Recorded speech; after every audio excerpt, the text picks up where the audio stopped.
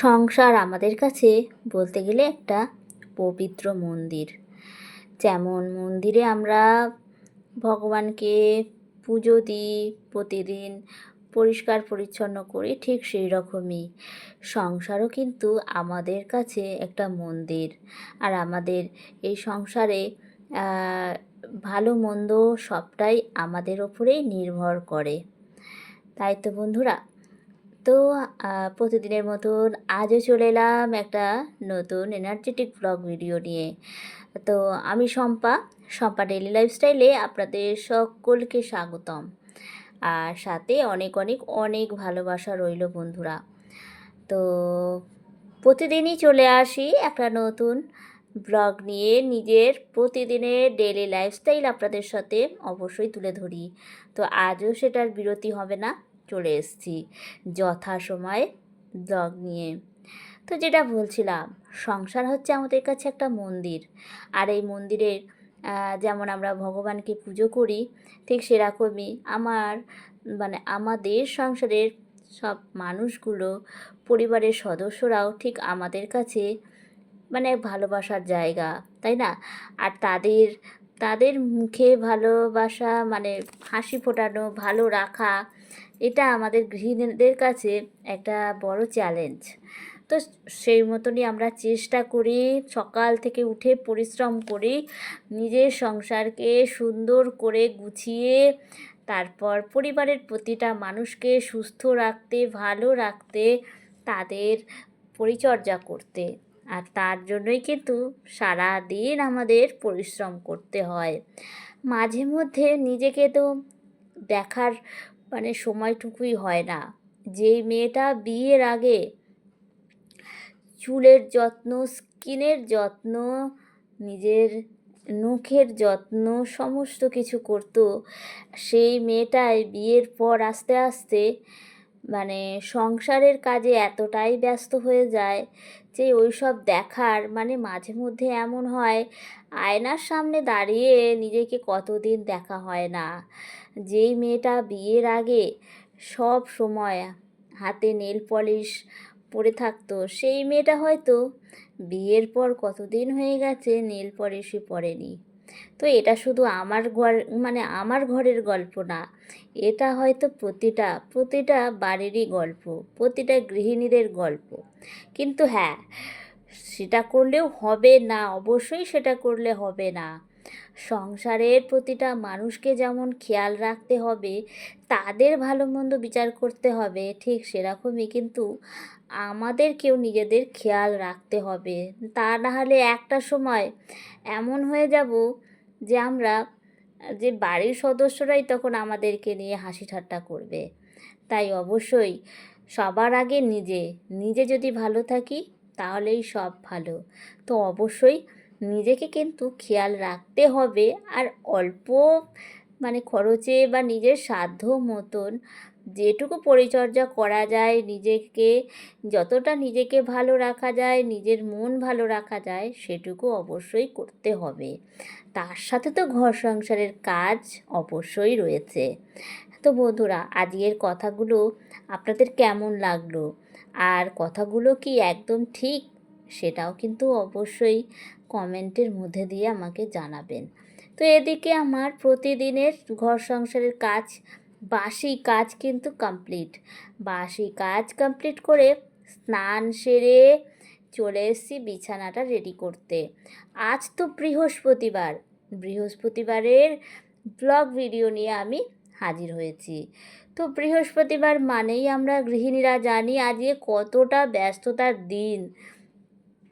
আজকে পুজো দিতে প্রায় যেখানে অন্য দিন 20 মিনিট 25 মিনিট লাগে, আজকে সেখানে 1 থেকে 1.5 ঘন্টা লেগে যায়। তো আমার তো সেরকমই লাগে।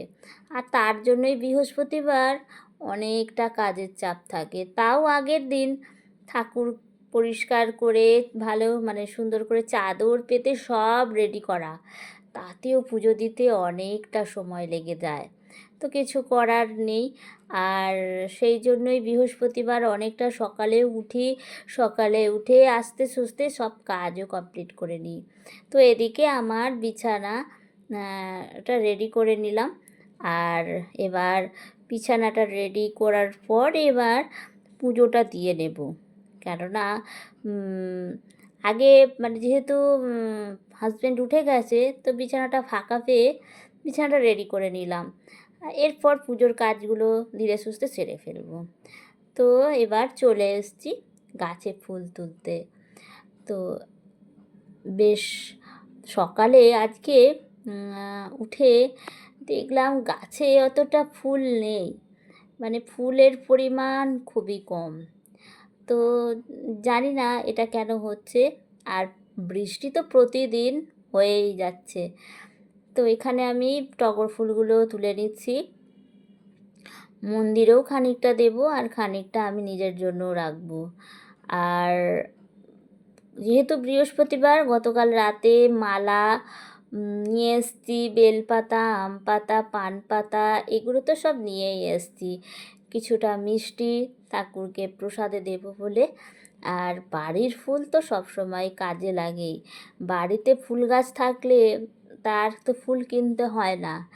ওই টগর ফুল আছে, সাদা ফুল তো আর সব ঠাকুরকে দেওয়া যায় না। আর গতকাল গিয়েছিলাম মায়ের বাড়িতে, তো মায়ের বাড়ি থেকেও জবা ফুল নিয়ে এসেছি। আর সন্ধ্যামালতী ফুল গাছ, নয়নতারা গাছ তো রয়েছে, সব মিলিয়ে ঝুলিয়ে মোটামুটি হয়ে যায়। অতটার ফুল কিনতে হয় না। আর এখন তো এক একটা মালার দাম অনেক নিচ্ছে। তো এখন থেকেই মালার দাম চড়া, সেই দুর্গা পুজো, লক্ষ্মী পুজো পর্যন্ত নাকি এরকমই দাম থাকবে। তো এদিকে আমি সব সুন্দর করে ঘট পেতে, ঠাকুরকে তো সব কালকে পরিষ্কার করে রেখেছি, স্নান টান করিয়ে রেখেই দিয়েছি। আর আজকে মানে মালা টালা পরালাম, তারপরে ঘট পেতে সিঁদুরের মানে স্বস্তিক চিহ্ন এঁকেছি, সব কিছু করে মোটামুটি পুজো, পাঁচালিও পড়া হয়ে গেছে। পাঁচালি টাচালি পরে এবার শঙ্খ বাজিয়ে নিজের পুজোটাকে সমাপ্ত করলাম। আর ওই যে বললাম বৃহস্পতিবারের পুজো, অনেকটাই টাইম লেগেছে। তো এবার পুজোটা দিয়ে কিছুক্ষণ একটু রেস্ট নিলাম। রেস্ট নিয়ে হাজব্যান্ড বললো আজকে একটু ম্যাগি খাবে, তো ওর কথা মতোই একটু ম্যাগি বসিয়ে দিলাম। আর প্রতিদিনই তো মুড়ি চিড়ে এসবই খাওয়া হয়, পাউরুটি, ছাতু এসবই খাওয়া হয়। তো এই মাঝে মধ্যে এইগুলো খেতে বেশ ভালোই লাগে, চাউমিন বলুন বা এই ম্যাগি ভালোই লাগে। তো আজকে এই ম্যাগিটাই খাওয়া হচ্ছে। আর তার জন্য খানে গাজর, একটুখানি আলু দিয়েই আজকে সিম্পলভাবেই করছি। আর এই ম্যাগি মানে প্রতিদিন অবশ্যই খাওয়া ভালো না জানি, আমরাও প্রতিদিন খাই না, মাঝে মধ্যে খেতে ওই যে বললাম ভালোই লাগে।